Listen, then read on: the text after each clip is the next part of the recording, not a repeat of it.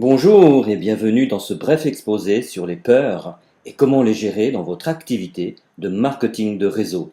Et comme on va le voir, ces peurs concernent aussi bien les distributeurs que leurs prospects. En particulier, 5 peurs vivaces, pour ne pas dire paniques, peuvent hanter vos prospects avant qu'ils choisissent ou non de vous rejoindre.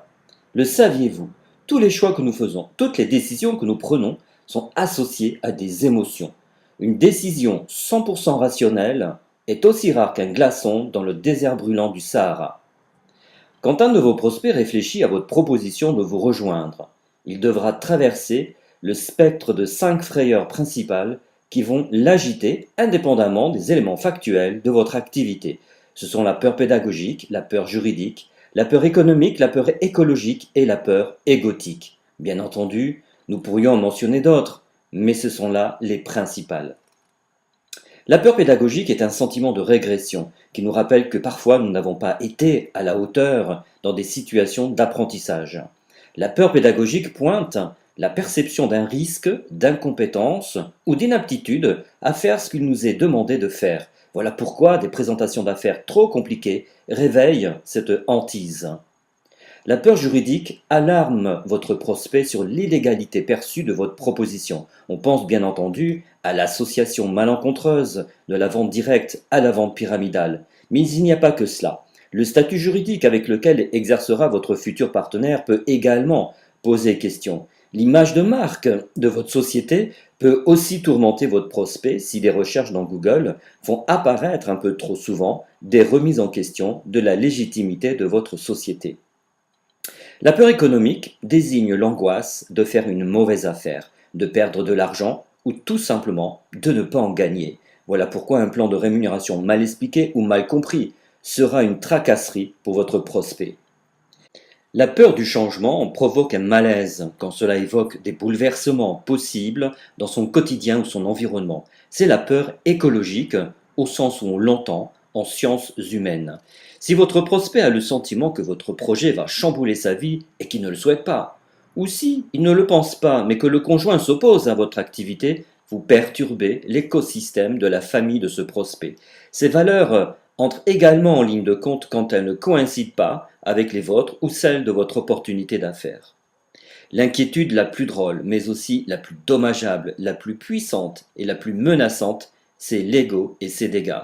En clair, si votre prospect ne se voit pas dans votre activité, tandis qu'il acquiesce, sans discuter, au fait qu'il peut gagner très bien sa vie avec vous, c'est parce que l'image qu'il a de votre proposition écorne l'image qu'il a de lui. Plutôt gagner 2000 euros par mois avec un métier, disons, normal, que toucher 10 000 euros par mois dans la vente directe. Et sachez que nous tous, nous prenons nos décisions en fonction de l'image que nous avons de nous-mêmes. Le regard des autres, le qu'en dira-t-on, les qu'est-ce qu'ils vont penser de moi, renvoie à une construction figée de notre ego. Et ces peurs sévissent avant même que vos prospects rejoignent votre équipe. Mais ouf, il arrive fort heureusement que l'on parraine des gens. Hélas, ce n'est qu'une pause dans l'œil serein du cyclone des émotions, car de nouvelles peurs apparaissent après que votre nouveau distributeur, votre nouveau partenaire vient de vous rejoindre. Ces nouvelles inquiétudes se manifestent au moment précis des connexions avec autrui, au moment où il faut décrocher le téléphone, au moment où il faut même nouer une relation avec un inconnu. Et les peurs sont nombreuses, qui se présentent avec des visages différents, comme par exemple une difficulté chronique à se lancer dans l'action.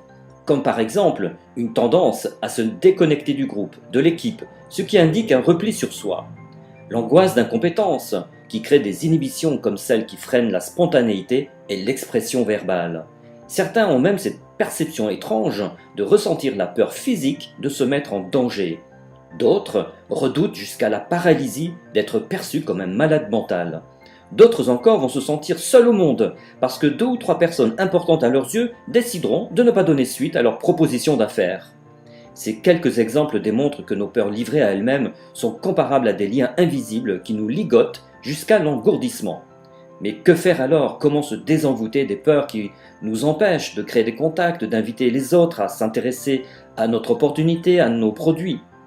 Comment se défaire de ces liens ligotants afin d'accueillir une abondance de contacts? Comment voir votre avenir aussi grand que l'horizon face à vous? Comment prendre une nouvelle respiration? je vous propose de recevoir et de découvrir gratuitement 7 secrets pour vaincre vos peurs. Mais qui suis-je? Je m'appelle Jean-Philippe, je réside en région toulousaine et comme vous, je pratique le marketing de réseau depuis 6 années avec d'ailleurs la même société. Aujourd'hui, j'enseigne et je partage mes clés du succès en MLM. Et je vous offre de recevoir une vidéo sur les 7 secrets qui font que certains arrivent à vaincre leur peur. Quel est le moyen le plus sûr de les gérer? Et regardez dans cette vidéo gratuite comment vous pouvez vous aussi triompher de vos appréhensions et libérer ainsi une abondance de contacts. Il suffit que vous m'indiquiez à quelle adresse mail je peux vous envoyer cette vidéo gratuite.